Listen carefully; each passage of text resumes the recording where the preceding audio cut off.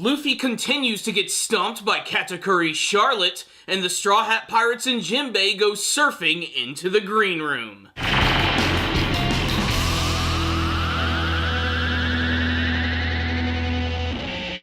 Greetings, my fellow Nakama. It's time for a One Piece anime review, and today we're going to be talking about an episode which highlights one of my favorite things about the character of Jimbei. He's a really big guy. He's got gigantic muscles and can beat the ever-living shit out of you.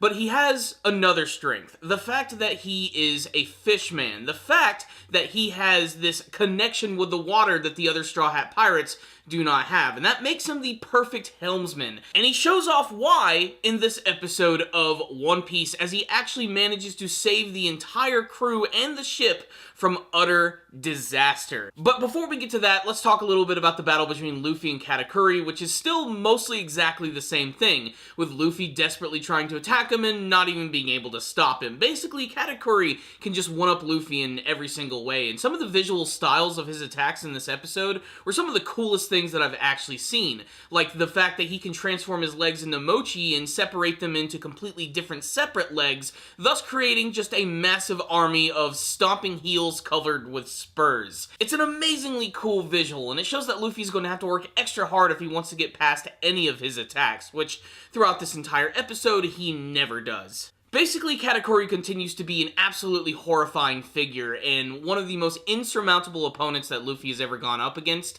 and the anime version is doing a great job of just showing how incredibly powerful he is.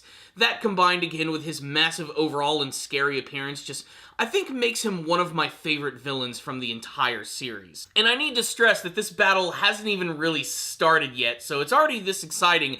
Just imagine what you're actually going to get later. In fact, the next episode truly looks like it's going to up the ante in terms of their battle, but most of this episode follows Luffy as he's desperately trying to stop Moscar and Jaskar from firing their fire arrows into the Thousand Sunny and lighting it ablaze, while everybody on the Thousand Sunny is freaking out because, one, they're being fired at with cannonballs. Big Mom is about to attack them with a giant wave of utter destruction, which has the doopiest, derpiest fucking face I've ever seen. This scene has a number of highlights. One of my absolute favorite is the fact that the cannonballs that are firing at them are actually imbued with Big Mom's soul, so they have faces and expressions. And there's this one scene where Brook is destroying a number of them, and this one is about to just hit him directly in the face, when suddenly the cannonball screams. It did this for one of two reasons. One, it realized that, oh shit, my life is about to be over, or two, it actually got scared by seeing Brook because, you know, he's a living skeleton. I don't know what it was about that scene, but if I were drinking something, I probably would have spit something out of my mouth that was that funny. Also, this scene just had a lot of really what I would call iconic imagery, the type of things that you're never going to forget for how distinctive they are. The image of this massive wave with Big Mom at the top of it with this super crazy expression is just so awesome and memorable and speaks volumes to how incredibly destructive she is. The fact that with the help of Sparrow, she's able to pretty much go anywhere and do anything. But the scene is so desperate because even Nami's like, they don't know how they're gonna get out of this situation. There's a scene where she's actually talking to Luffy through one of the pieces of the mirror, and she starts to break down and cry, knowing that there's almost nothing they're gonna be able to do to escape from this massive wave. That's where Jimbei comes in, proving yet again that he knows water like no one else. He quite literally takes control of the ship and the masts by using his body to pull on the ropes, and he says that he's going to take them into the green room before the wave can destroy them. Now, the green room is actually this very small part of the wave when it actually crashes down. It's essentially the tunnel. It's something that you see a lot of surfers actually going through, especially professional surfers, and it's called the green room because it gives off this sort of like green light that's being reflected from the sun coming through from the other side. And he is able to effortlessly just sort of pull them through this area as they surf through, barely avoiding the wave, as well as the eyes of Big Mom and Sparrow. They fully believe that they've been destroyed by this massive wave, and it gives them the perfect opportunity to actually escape.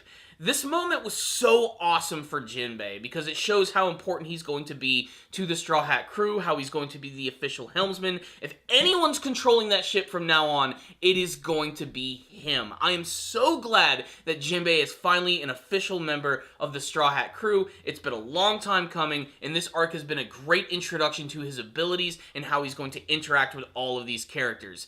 The only way they could put a cherry on top of this situation is if they allowed Carrot to join too. I think at that that point, the Straw Hat crew would practically be perfect. So what's the rundown on this episode of One Piece? So yeah, basically Luffy versus Katakuri, Luffy getting his ass kicked, and the Straw Hats barely almost getting killed by Big Mom. That's most of this episode. There was one small scene going back to Sanji and Pudding and Chiffon as they're making the cake, where Sanji again shows his usefulness as being an amazing cook when they run out of butter. He says, let's just replace that shit with prunes.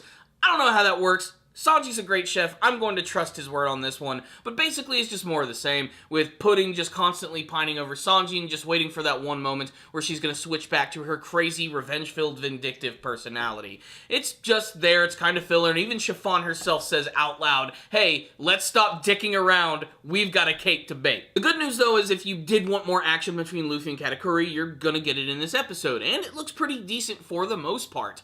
Again, it's just demonstrating how incredibly powerful Katakuri is and how confident he is in his actual abilities, being able to constantly push Luffy back. It's very obvious that Luffy is hiding some sort of an ability or just waiting for the perfect opportunity to truly unleash his power at this point. We know he's truly capable of it, so trust me guys, it's going to get really freaking awesome from here. All the stuff with Jimbei though, that's really what sold this entire episode for me. Just the absolute epicness of that scene where he finally started to sit down and meditate on the situation as they're about to be destroyed, only to suddenly come up with this amazing plan to turn the ship in an immediate direction and to surf directly through the tunnel of the wave. It was just epic. But overall, I loved this episode. The Jimbei moment is really what sold it for me. Honestly, I thought this was a pretty fun and exciting episode of the series, which is why I'm going to give it a 4 out of 5. You should definitely check it out if you're following the One Piece series, if you're a fan of Jimbei. If any of you guys did watch the episode, I would love to get your thoughts about it, and you can tell me all of them